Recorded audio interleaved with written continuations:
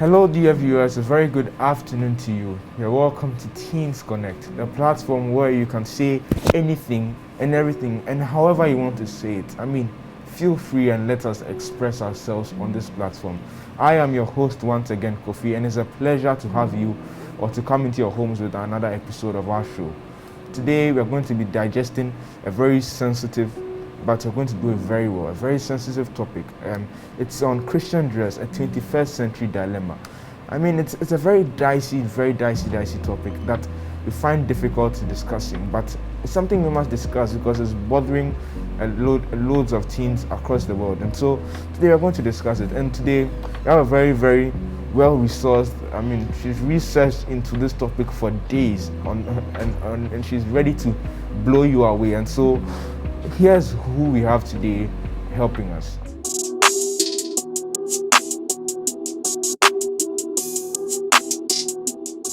Mrs. Mansa Maufemo Esau Hammond is a highly motivated and purpose-driven individual. She has her first degree in accounting and a master's in project management. She is married to Mr. Alex Hammond and blessed with two beautiful children, a boy and a girl.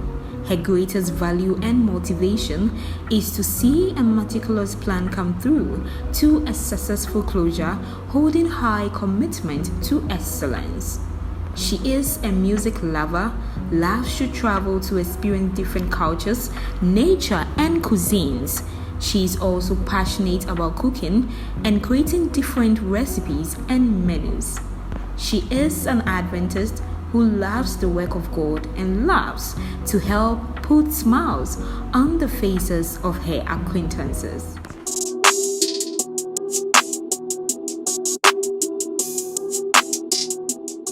Alright, welcome to our show, Antimatter. It's a pleasure to have you on our show. Thank you. I'm privileged to be here as well. I see. So from your profile, you said you are into accounting. How did you get in there? Initially, my background was science, but my dad... Wait, which school did you go to? I attended Bremane Sukuma Secondary School. Okay. And my dad was an accountant. He's a chartered accountant. My brother is also, eldest brother is also a chartered accountant. So I think the influence came from the family. I was open-minded. I didn't really have a clear cut, I would say. I was open-minded. I could do anything. And once they suggested it to me, looking at the job opportunity and the market, and it was something I could handle, I just decided to go into it. So you have a love for the numbers? Yes, I do. I do love numbers. I see. That's very interesting. So your work must be very demanding. You said you have two children. How do you balance it? Oh, nobody will lie to you and say it's an easy job, but when you are persuaded and you are determined, and with the help of God first and family, you are able to go through. It's not easy, not at all. Sometimes you get late at work because kids, when they are done, that's when they have their own demands. But we are striving. We are going through. I see. All work and no play makes Jack a dull boy. Mm-hmm. So what are your hobbies? I love to cook. I love to experiment on different recipes and create different dishes. I like to put a twist on whatever I find. I also love to travel a lot. I feel like traveling relaxes me. It gives me the opportunity to see the outside world and have a feel and a blend of the globalization that we are enjoying. So I think then Corona must have worried you a lot. Very. You have no idea. Because the family, we don't play with our yearly vacation, I see. Yeah. So Corona must have really... But it's all good. We've had a good time together as a family. That's good to hear. As some of you might see, I also have another young lady who is very articulate and very expressive. When you go by Ya Ayimedu, right? Yes. All right. So yeah, tell us more about yourself. Who are you? Who is Ya? Okay. As you all know, I'm Ya. I really like reading, but not I would say, okay, I like to read a lot of storybooks. I like watching TV. I won't lie about that. I really like to explore. So sometimes wherever I am, I just observe everything to see maybe if there's a problem, if there's not, if I can help with anything, if I can't, and that's all about it. I see. That's very, very interesting. You like to really explore the world. I mean, so which church do you go to? Sakumana Estate SDA Church. Okay, so you like to say, okay, so I'm sure your friends are watching you right now on TV. So let's play a little game. I mean, let's have some fun. So before we even get into anything, let's play this game. So I'm going to mention a topic, right? Or a statement, and you're going to tell me whether it's in the Bible or not. And so let me get it. Yes. So let's start, please. Mrs. Antimatter. It says, "Well said is better. Well done is better than well said." Is it in the Bible or not? No. It's not in the Bible. Well, that's correct. That's a statement by Benjamin Franklin. It's not a Bible. Okay, so let me come back to Thank you. A gentle answer stirs away wrath, but a harsh word stirs up anger. Is it in the Bible or not? It is. Okay. Oh, I see. That's really correct. Which book is it found in? I don't know. Okay, so it's found in Proverbs chapter 15, verse 1. Okay. So, never leave till tomorrow what you can do today. Is it in the Bible or not? Not in the Bible, the same way. Yes, it's not in the Bible, from the same Benjamin Franklin. And let me come to you. Whenever you do something, act as if the whole world was watching. Is it in the Bible or not? It's not in the Bible. Yes, that is not in the Bible. It's a statement by Thomas Jefferson. So let's go. This one is very tricky. It says, "First pride, then the crush. The bigger the ego, the bigger the fall." Is it in the Bible or not? In the Bible. Yes, it is in the Bible. It is found in Proverbs chapter 16, verse 18, and it's the Message version. That's the version of the Bible. And let me come back to a fool vents all his feelings, but a wise man holds them back. Is it in the Bible or not? It is. It is. Is it? Yes, it is in the Bible. Proverbs chapter 29, verse 11. And Mrs. Hammond, do you want to know who you are? Don't ask. Act. Is it in the Bible? Say again. Do you want to know who you are? Don't act. Ask. Act. No. It's not in the Bible. Yes, I think that's a bit obvious. And let me come. Last one. A merry heart does good like a medicine, but a broken spirit dries up the bones. Is it in the Bible or not? It's not in the Bible. Well, unfortunately, It's it is in the Bible. Bible. Proverbs chapter 17, verse 22. So, In the yes. Bible. So, before we get into anything, I want to ask, I mean, you're all beautifully dressed like myself. So, how did you choose your outfit today? Okay. First of all, I consider the program I was coming to. It's a teen program. What will teens want to see you wear? That will be decent. One, and make me feel comfortable. Two, it's going to help in my posture. So I wore this skirt, and I have a high chair in the house because I've watched your program before, and I know you use the high chairs. So I sat on it and I said, so when I sit, how is it going to be like? Am I going to be well covered? So, and then I checked my top. Am I going to be decently dressed? Am I going to appear beautiful and appealing, but yet covered? So these were some of the questions I asked myself. The color of clothing I'm going to wear, how is it going to be on screen? Is it going to distract people, audience, or is going to blend into the environment? So considering all these factors, how long did it take you to dress? No, it took me less than 10 minutes to choose that. Maybe less than 5 minutes. I see. Because I had an idea. Okay, so my clothes are hung. I had an idea, just ran to. I said this will work, and I just picked it. Okay, I see. How did you choose your clothing? Just like she said, you have to consider the program you're coming to.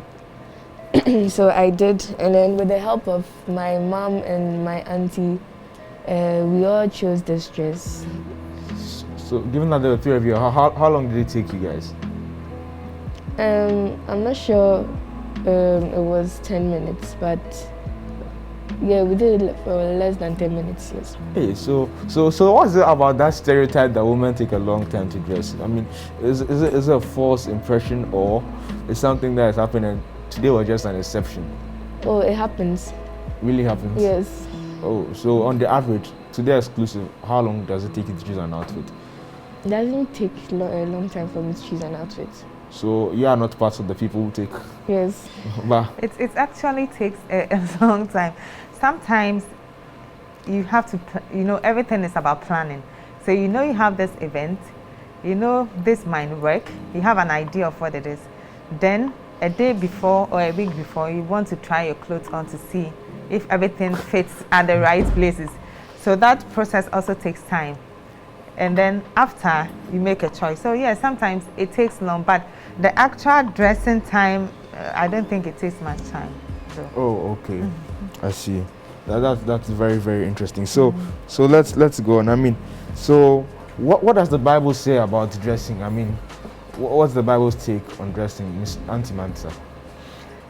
Well, when you go to Deuteronomy 22 verse 5, it talks about especially women not wearing men clothing, or vice versa. And so does that mean that women cannot wear suits? No. So when you look at the background, okay, into those times, that was the Old Testament, you realize that they used to wear a cloak, that's a long gown, and then they have a sash or a belt tied in the waist, and they wear something under for air to pass through. And then the women will put on a veil, and the men will sometimes put on a scarf or a turban, that's what they used to call it, and put on a sandal. So they had, even though you see the men and women wearing long robes, actually they were distinctively different. So they had those that women should wear, and they had those that men should wear. And you realize that everything that has the right side, there's always a counterfeit. And they believe that if you do otherwise, at that time there were a lot of paganism and idol worship, okay? So we realized that those who were dressing out of that context were those who were pagans and those who worshipped idols. So we realized everything that was said in the Bible has to do with more of worship and God. Worship and God. And God tried to groom his people in this world and the generation to come on how to, live your life. I think Christianity is all about living our life here well on earth in order to inherit the Kingdom to come. Exactly. Yeah, do you want to say anything with regards to the Bible and dressing? Okay, yes. In 1 Timothy chapter 2, verse 9 and 10, it talks about us, it tells us to dress in a simple way, and we should dress modestly, not with gold chains and pearls and those kind of things. So if you are able to dress in a very simple way, and it's not as, how do I say it, it's pleasing before God, fine, you can dress very well. Oh, I see. So, but I mean, the Bible says that God looks on the heart and not the outer appearance. So, I mean, our dressing shouldn't matter, should it? I mean, yeah. It does. Why? Why does it matter? After all, you're looking at the heart. It's not my dressing that will take me to heaven. It's my. For example, like this, if you are going on an evangelism and you just wear a crop top with a short knicker, people will be like, you are speaking about God, but look at how you are dressing. Like, your dressing actually tells people what you are come to do. So is that saying you are dressing to please others? Some people actually dress to please others. But I mean, in the example you're giving, aren't you dressing to please the people you're going to evangelize to? You're not supposed to do that. But that's what you're saying, oh? Okay, I'm trying to say that it depends on the occasion actually. So this one you're going to evangelize, so you have to actually dress well, because your dressing influences what you're come to talk about. For example, maybe you are going to speak to the president of Ghana. You can't just dress anyhow, because maybe he's the president of Ghana. He has the highest position, so you have to dress in a very simple, like, you don't have to dress so, I don't know what to say, like someone who just goes for partying and things. Yeah. So why should our dressing matter to God? I mean, she's made the point that sometimes it's not even about us, it's about influencing others. So why at all should our dressing matter to God? Okay, you know, when we come to 1 Peter chapter 3, verse 2 to 5, it talks about the fact that beauty is from inward. And we know the Bible also says that we are the light of the world. We are the salt of the world. If the salt loses its taste, how would you be able to taste? So we perceive to be Christians, we need to be examples to the world. So when you look at the former Israelites, they were a chosen people. They had been given how to conduct themselves. So yes, beauty is from the inside. But what do you see first? Can you see inside me? Can you see my heart? Do you actually know what goes in my heart? No, it's only God who knows it. But when I see you and I see the way you are dressed decently, you see, personality and influences a lot. First time you see somebody creates a perception or a notion about that individual. And so as a human being, wherever you find yourself in, whether socially or you find yourself in a working environment or you find yourself in a church, you want to carry a certain personality. But you remember that your values as a Christian is to what? Please God first, not man. And the point is, once you are able to please God, everything falls in place. It pleases man because God knows best. And what he has told us to do, when you do according to it, everything falls in good line, in good places for you. Okay. So God doesn't see, it's beauty is from the heart, but we see the outside. So we need to be a light that will shine to other people, okay, for them to see the God or the beauty in us. But if I see you and you're dressed anyhow, tatteredly, unkept, you know, anyhow to any occasion, will I even see the beauty in you? No. No. Okay. No. So, but I mean, let me come back to you. So you're saying that our dressing is an outward expression of what is inside. Exactly. So it should please God first. But you know, you said something about the Bible, and I want to go back to the Bible and say, you know, in the Bible, in 1 Corinthians 11, chapter 2, verse 16, it said women should cover their hair. I mean, was it a cultural issue, or is it still applicable to today? And how does culture influence our dressing? I mean, yeah, do you have any thoughts on that? I mean, the influence of culture on our dressing.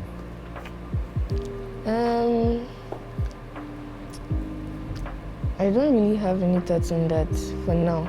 For now? Yes. All right, but let me come to Mrs. Hammer. Okay. I mean, Antimatter, sorry. How does culture influence the dressing? I think it plays a very strong role, culture. When you look at our cultural setting, okay, or let me bring it from the Bible because you quoted the Bible. When God actually talks about covering of the hair, he is actually talking about our hair. Our hair, okay. So he says that for a man, you don't need to cover your hair. You don't even need hair on your hair because you are made in the image of God. And you see, in Genesis chapter 2, 1 verse 27, God created man, male and female, and he did that distinctively. So he has how he created a man, and he has how he created a woman, because he wanted us to have a differentiation between the sexes. And so for a man, the Bible says, like you quoted, your hair, you don't need to cover it. Even if you have a turban or a cape, and you get, like in the cultural society, you get to an adult, you are supposed to take off your cape because it shows disrespect, even culturally. And then when you come to our Christian setting, when you get to church, you a man, if you are wearing a cap or a turban, you are supposed to take it off. There is no way you can go and greet your in-law with your cap on. You'll be disqualified outright. And for a woman, your covering that the Bible is talking about is the hair on your head, okay? But there is nothing wrong as a woman if you want to put a veil on your hair. Because at that time, it used to actually signify that the woman is pure and of a virgin status. That's why you see people who get married and having weddings, they put on a white veil, showing that they are pure, they have not known any man before. Yes. So it talks about the natural hair, actually. Okay, that's a very good perspective. And now, how do you blend dressing and modernity? I mean, yeah, you know there are different dressing styles, and so how do you blend your Christian background with modernity in dressing? Okay, as the Bible said, we should dress in a simple way. Right now, the trends that, when the fashion styles that are trending, if you wear, for example, a crop top with maybe a high-waist skirt. I see you have a thing for crop tops. You're always using it as an example. Oh, I have more examples. Okay. But for now, I'll stick with that. To church, like, it doesn't actually, I'm not sure it will please God, because maybe you'll be exposing some parts of your body, which is not nice. There are also fashion trends which, like, people expose part of their body, maybe their breasts, their thighs, those kind of things, and you can't send that to church because one, it's not pleasing to God. Two, it's not good for maybe the opposite sex to see that. Okay, so let's put away the church for now. Okay. Is it okay to wear that to a party? A party, it depends on you actually, but for me, I won't wear that to a party. Why not? I actually don't want to please anyone. I just want to be me, and that is me. Okay. I don't know for others, but you can't actually force someone to do what the person, like what you want. Okay, so Antimatter, how do you blend modernity in your dressing? There's always been this popular quote by Ellen G. White that we should not be too ahead of fashion and we shouldn't be too behind as a fashion person. And one of my philosophies in life is you have to create a balance. You don't want to be at the tail end and you don't want to be way ahead. There should be a balance. And the Bible rightful put it in that same sense. You know, at that time they were even advised not to mix linen with woolen fabric. And I wouldn't know why the Bible will say that, because we blend satin with lace, you know. But I think that it was all to do with the fact that we shouldn't be dressed too expensively. Maybe at that time, woolen and linen were the two most expensive fabric of the day. And blending the two means that you have to put everything you had in there. Meanwhile, there were other things you could use money for. So not to be too expensive as an individual. So yeah, by all means, look modern. Because if I had come here and I would see you in some old-fashioned clothes, I would say, this guy, is he okay? You know, by all means, look modern, look your best. Look acceptable, but don't do it overly. For example, if you ask the question, will you wear a crop top and a short skirt to a party? Maybe if I'm going to the poolside with my family alone, maybe I would want to wear that. Okay, because I'm going to the poolside to swim. And when I get there, I'm going to put on my bathing suit. You don't expect me to take slit and cover to a poolside. Okay, and maybe when I'm going for a party as a teenager, I would want to be in a long pant and a top that will cover me and not expose me too much to the environment. Because let's also not forget that a lot of exposure, I wouldn't say it's the fault of women that they are being abused. No, not to say that at all. But you see, what the eye sees transmits to the mind, and the mind triggers the senses, and the mind wants to act. So we need to be decent, well covered, such that we will not put other people into temptation. That's what the Bible says. Because woe unto the person who puts the other also into temptation. Yes. So by all means, dress to suit the occasion. Don't be far ahead. Don't be far behind. I see. Now this week there was something. There was some form of a trend that disrupted. I mean, last week it disrupted social media. I mean, it was an issue about a boy wanted to go to a certain school, and because of his braided hair, he couldn't go. I mean, yeah, let me come to you. What's your take? Should he be prevented from going to the school because of his braided hair? I mean, actually, if but he's before you, first off, is there anything wrong with guys braiding their hair? yeah, I think there's a problem with that. What's the problem? I don't actually know why guys will want to braid their hair. I don't know the reason behind that though, but actually, like, girls are supposed to, like, can braid your hair very nicely and things, but guys, when they braid their hair, to me, it doesn't fit them. So you think it's an issue of our culture, or is a principle that guys shouldn't braid their hair? Is it culturally or principle based?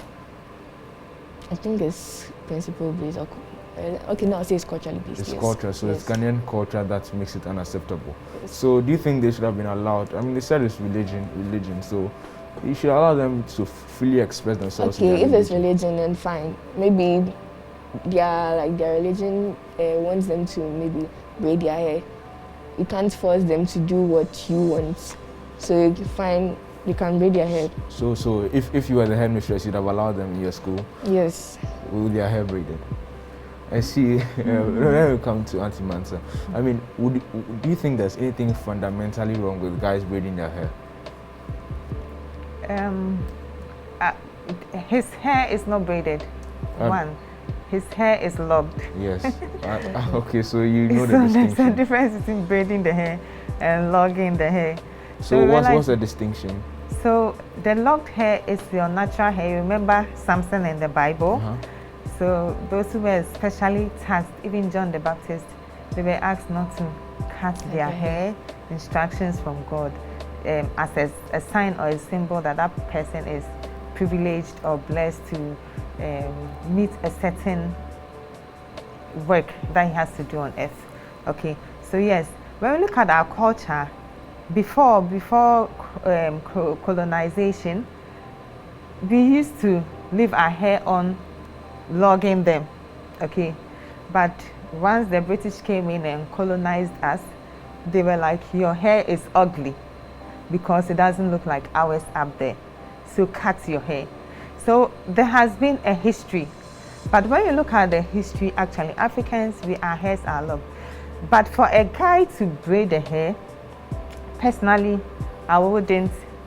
Personally, it's a no-no for me. Okay, so let's say your son grows up and he comes with his hair maybe locked or braided. I mean, what will you do? I mean, will you ask him to cut it? As a mom, I'm going to advise him. Maybe you're asking that he's of age, right? And he's making his own decisions. I pray that he doesn't do it because that's not what I believe in. The Bible says there's a distinction between a male and a female. But there is cultural dimension to all of this. And when you look at the Western world, their culture, their atmosphere and all that, when even your hair is long, it gives you some sort of warmth. But in our culture, we have the heat system. But obviously, I don't agree with the school. Even if it's not religion, I don't agree with the school to cut the hair, whether you're a male or a female. I believe that the hair has nothing to do with the studying. It has no influence on the study. I don't know what brought about we Africans have to cut our hair when we get to JSS or SS. But seriously, I don't agree with them. I think maybe because normally at a point girls have to change their hairstyle. Like if it grows, like you braid your hair and it grows for some time, you have to change the hairstyle so that you look neat.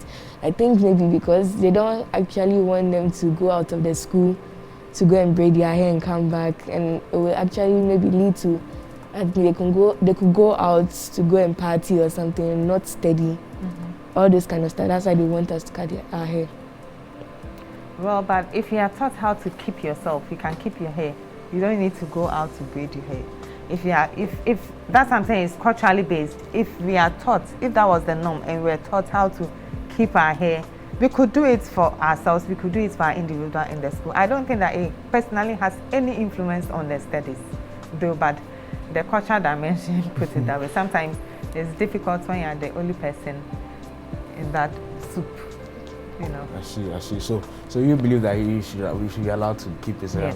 Yes, I believe he should be allowed to go to school. But you said you don't agree with boys braiding their hair, or locking it. You would not allow your son to do it. So why is it that you, as the headmistress, would allow? Are you not contradicting yourself here? No. For example, if I said as for braiding is a no-no. Locking is fine. Locking is your natural hair. Yes. Braiding is a no-no. For a guy to braid the hair is a no-no. But locking is your own natural hair that you are keeping in that form. So your problem is him adding anything to that. So how about if he does cornrows? I mean. No. So why is the locking? Why is there a problem with the locking? Why is there not a problem with the locking then? That's what I'm saying. The locking is the person's natural hair. As a Christian, because he's not a Christian, if I want to put it in a cultural setting, saying we are not talking about Christianity, there's nothing. But as a Christian, the Bible tells me that as a man, you don't need to leave your hair on unless you've been assigned a task to leave your hair on, which some people in the Bible were allowed not to even cut their hair. So that means that for me, I believe that it's not a big deal there for God because they were assigned to do certain duties.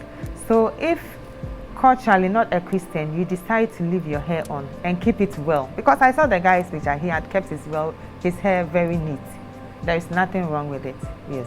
But for a guy to braid the hair, it's a no. Okay, so because the Bible says we shouldn't braid it. I see. So you are going to allow him on the basis of human rights? Oh. Who, you mean my son? No, I'm saying that if you were the headmistress, you'd have allowed him on the basis of his right to. You see, the headmistress is not acting on his own. The institution has rules and regulations that they operate within. So she's not acting on her own. She's acting on behalf of the school. And that is the regulation and the rules of the school that we don't allow this. Okay? There's a saying that when you go to Rome, you do what the Romans do. So yes, they have their rules and their own regulations. But for me, I don't see any direct influence between the hair and the studying. You see, sometimes all this thing comes up. Maybe in the next 20, 50 years, this controversy would have opened our eyes and we realize that indeed there is no correlation between it. So let us allow people to keep their hairs in school. It might change. I don't think this is how it even started anyway. You get it? So as culture develops and we look at things and pertains, people advocate, we realize that there are lots of things don't really influence what we do. And so let us let it go. So maybe in 10 years to come, this will not be an issue anymore. I mean, okay, thank you, Miss Antimatter. I mean, what do you think at home? I'm sure there are lots of people who agree with her and some people who also disagree that, of course, you should, keep your hair short. After all, school, just a few years. After that, you are done, you can do whatever you want to do. Whatever it is, you can always feel free to send us your comments and your thoughts to our number below and or our email address. But for now, we're going on a break. And when we come back, we have a very interesting scenario from our friend who had a problem she couldn't really confront on her own, so she had to come to us. And I'm sure we'll help her find a solution to it, won't we? Sure, we will. All right, so stay tuned as we go on a break.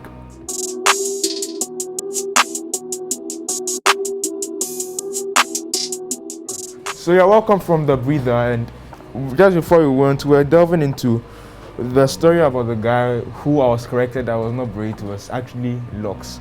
But now let's go to a story from our friend. Our friend's name is Abna. Abna is texting us from Amasamai. She says, "Hello Hope TV, my name is Abna and I have this friend who is always wearing the wrong things to church. One evening service, she wore from very tight leggings and a crop top. She seems to go along the same lines as you. You're very close friends, but she's very sensitive about her clothing. How do I approach her? Now, we all know how people look, or in our parts of the world, people tend to look with scorn upon some, like, for example, wearing trousers to an evening service. Some people find it inappropriate. Have you had such an experience before? Yes. Can you mind sharing? Okay, we had this evening service at church and I wore a trouser to church and my mom was like, "You're not supposed to be wearing trousers to church and things." I was actually wondering why, but I didn't want to question her. Why didn't you question her? I mean, it's always nice to have an explanation. Yes, but sometimes we African kids, we have this thing like, normally every time you do something, African moms will always start shouting at you and things. So there are some things that you don't actually ask them. But with this, like the white kids, they're able to ask their parents, like, we're open-minded, like very freely. Okay, so Antimatter, did you encounter such experiences when you were growing up? Yes, I did. And did you bother to ask why you have such issues? I don't remember asking why, because at our time there were a lot of things we had to do because we were just told to do it, and we saw wisdom in them. But as I have grown as an individual, where I have also had the opportunity to also search and think for myself, yes. And depending on your culture, because when you go out there, because of their environment, their weather pattern and all that, you can't even say don't wear the pants, because those are the things that keep you warm. Some will have to wear the leggings, maybe a stockings, a leggings, and put on another pants just to keep warm. Okay, so there is a reason. And someone might want to wear a long pants in the evening because maybe there are mosquitoes around. Okay, but how are you wearing that long pants? That is the question. Are you wearing a leggings with a crop top, or you are wearing baggy jeans, a nice pants with a top covering yourself very well that is not please feel free to express yourself. I mean, this you can say anything and everything here. So oh yeah, a long pants with a long top, like we have this African kaftan and long pants and top that we sew. The ladies sew them right to their knee, and it covers them appropriately. Okay, I don't see anything wrong with it if you are bringing it to your evenings and because there are mosquitoes around and you want to keep yourself covered. Someone or another school of thought might argue that you can get a mosquito repellent. Sometimes you can see you can wear a very long top, like to your ankle. Yes, or a very long dress. That's another school of thought. But the point is, I wouldn't wear a trouser to a Sabbath service, and I wouldn't wear a trouser to a midweek service, because I believe that when you go before God, there is nothing wrong with it.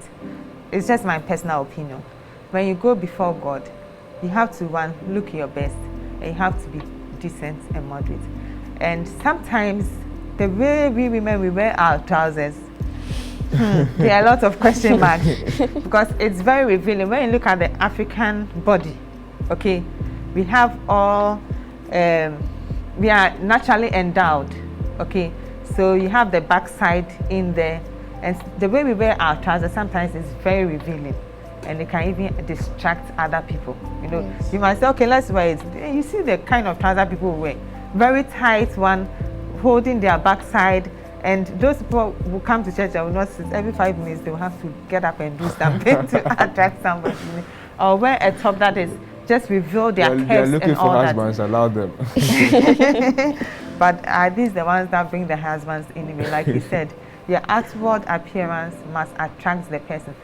Let me tell you the truth. The husbands out there, they don't like them. If you just use them. When they see you and they like you, by the time they marry you, know where that trouser again, because they feel like you are going to attract somebody else. I see. You see, yes. So I believe that to church there should be decency. You are going to meet God. God is a holy God. You are not there to play. If you want to wear your leggings in your home or go for a party, that's fine. But you are in God's presence. He is holy. You see, when you look at what how the angels sing to God, the way they worship Him with all the reverence. What we are doing here, we are joking as Christians. When we get before God, it's a serious business, and we need to look our best as individuals. So, as Christians, yes, that's my personal take. But if you can wear it decently to church, there is no problem. So if I'm getting you right, the only reason why people tend to have problems with it is to avoid uncomfortable situations. That's why you normally hear people speak about it, but it's not an issue of doctrine or principle that we stand against it, no. But the only reason people try to refrain from it is to avoid uncomfortable situations, if I'm getting it right. Okay. And the best of the reasons is because we are coming before God. What is acceptable to you as an individual when you are coming before your maker? She was making an example earlier that when you are going to see the president, you can't just dress anyhow, right? Yes. So even the president, if you can't dress anyhow, how much more God? You get it? Yeah, so you put all that into perspective. Okay. So in this case, how does she approach her friend? I mean, you said she's very sensitive about her clothing. So how does she approach her? If you were your friend, how do you tell your friend? First of all, I need to pray and tell God and ask God to help me talk to her. And then when I'm done praying and I know I'm ready, with the help of God, I'll just go to her and talk to her in a loving way. I won't condemn her. Otherwise, it will be like I am actually forcing her to do something. So I'll talk to her in a loving way that God loves you, so you're actually supposed to dress decently before God and things. That's what I'll do. I see. Antimatter, how do you have approached it? We are looking at a pragmatic, practical solutions. Okay, so you are my friend, we are all teenagers, and I see you wearing leggings and a crop top to church. Yes, you pray about it, but I'll just tell you, hey Jennifer, today your dress, it's not here, oh. It's very nice, but do you know that this dress would have been better if you had worn into this other program? Because Charlie, this dressing doesn't fit this program. It rather fits that other program. You get it?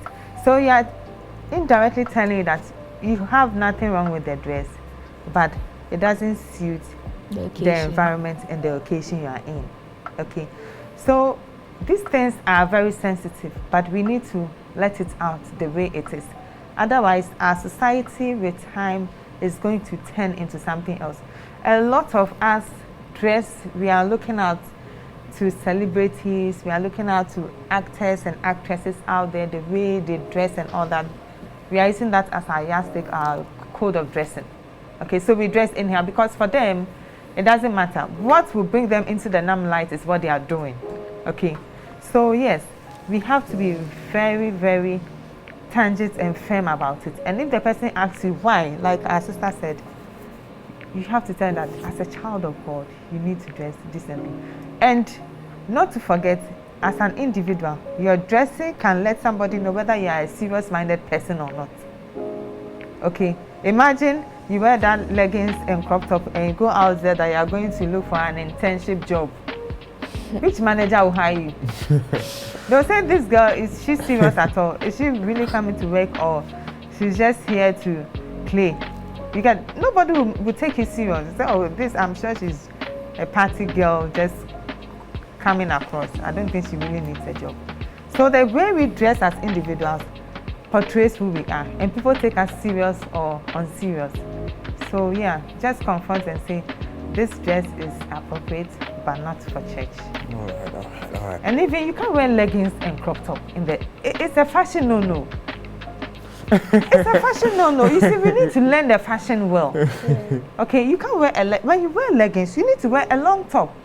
It's a fashion no-no. You can't wear leggings and wear a crop top. Because, like you said, we should say it as it is, right? You as a woman, when you look at your front, the way it's shaped, and you wear a leggings, it draws everything in front there, right? Yes. It's showing all your private parts. And when you go to the back side, it's showing your back side as well. And you're wearing a crop top that is hanging. I'm sure when you just try to raise your hand, your tummy is showing. It's a fashion no-no. So she has faulted one on fashion grounds. It's even a no-no. So yes, if you want to learn and be very fashionable, you learn it the right way. I think you should open a fashion school or a fashion seminar. You see, when you dress up, there are certain parts of your bodies that you don't need to let it show. That's why we call them private parts. Yes. It's private to you. So why are you showing it to the outer world? And those who will see them will enjoy it but laugh at you. Right? They will enjoy it but laugh at you. And nobody will take it serious. And when you get there and somebody wants you as a friend, they will only invite you to the parties. But when it comes to the serious business stuff, they will not invite you because they'll say you don't fit in there. right?